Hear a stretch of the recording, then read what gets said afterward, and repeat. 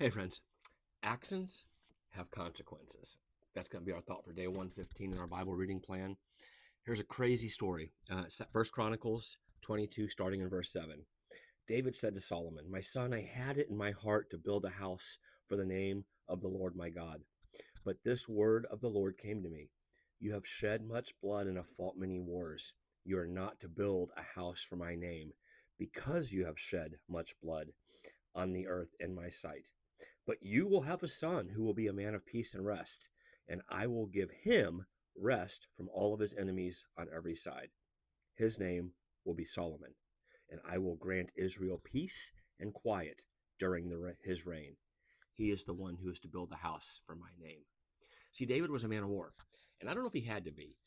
You might argue that he fought because it was what was required of him from God. But you might also be able to argue, I don't know, that God could have offered him a different path should David have sought it. I don't know. I know it's just not what he did. What I do know is that it doesn't matter as if it was God's plan for David to fight.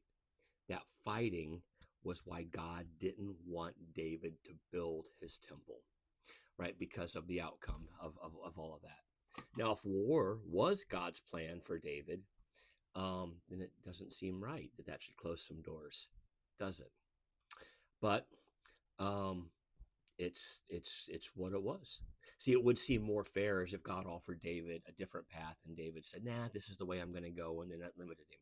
See, um, regardless, um, whether David had options when it came to this or not, actions do have consequences. It's as if God said, "David," what I take from this is God said to David, "I need you to do this, but it's going to close some doors for you in the future."